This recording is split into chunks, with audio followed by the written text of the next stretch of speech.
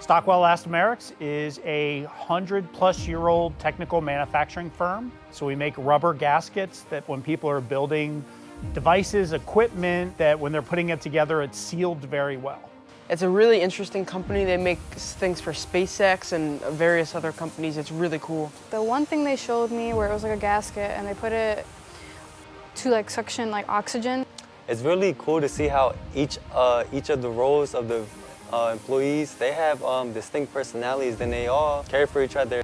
But I'm really passionate about plenty of things. I like electronics, I build computers, I build keyboards. I'm really passionate about volunteering, helping out animals. Something that interests me is architecture and engineering.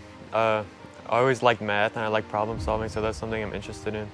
As I started to grow, especially into senior, I started opening myself to more opportunities, trying more things. First, my major is psychology. I want to be something within the field of psychology. I am very leaning towards being a biomedical engineer. When I grow up, I want to become a nurse, a pediatric nurse specifically. My parents worked really hard to give us the opportunity to do what they did. I was a math and chemistry nerd in school and elected to become a chemical engineer.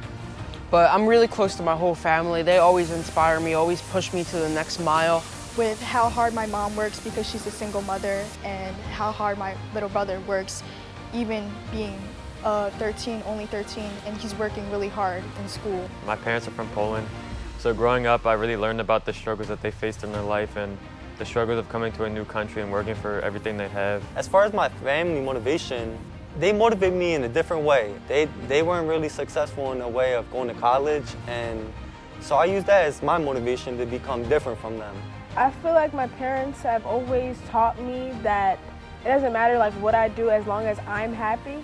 I learned that to have a good and growthful workforce or workplace, you need a good community and good culture. Today I learned that failure comes persistence, and persistence becomes success, and your success is not always linear. What really intrigued me about what we learned today was to expect the low times because they're inevitable and sometimes we won't be able to prepare for them, but to try our best and to every day get up, put our socks on, and to never give up.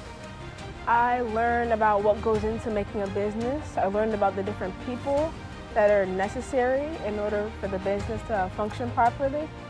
I would say when you're at the crossroad of making the decision, this is hard to do, but kind of think of what that decision is going to mean for your future and evaluate that. That might help you when you're in the crossroads. I hope to bring a lot of value to the real world. One of those things is going to be respect to others, and I would like respect as well. One of the values I want to bring out when I come into the real world is happiness to others and to always be genuine and kind-hearted to everyone that I meet. I don't think I'm better than anybody else, but I also strive for success, and I don't want to become complacent in life.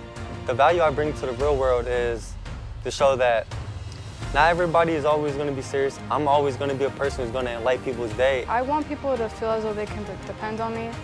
I want people to feel as though they can come to me about problems and I can be able to fix it.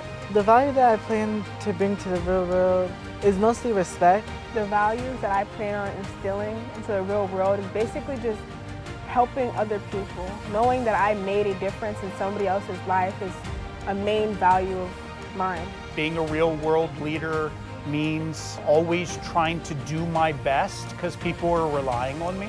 Being a real world leader means standing out, helping your peers, and always striving through struggles. To me, being a real world leader means my purpose in life and having a fulfillment in just helping out with others and learning what I really want to do with the rest of my life. To me, being a real world leader means getting up every single day and chasing my dreams. What a real world leader represents to me is ability to get out there to know yourself even further than what you thought you knew. What being a real world leader means to me isn't about giving directives or being a boss. It's actually guiding people in the career path they have, giving them the right advice. Being a real world leader means to me is speaking up for myself, asking questions, and being a leader for my peers. Becoming a real world leader, being a part of this group, really means just involving myself in something bigger than me and learning about it and really getting into what it means to be a leader or just a part of a company. I am Daniel Glinkowski.